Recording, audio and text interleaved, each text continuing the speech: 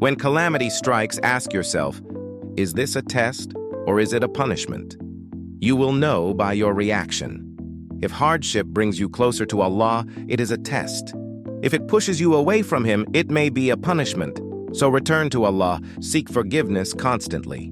The Prophet sought forgiveness over 100 times a day, even though he was sinless. If Allah has not given you something, He knows why. If He has taken something, He knows why. If He delays something, He knows why.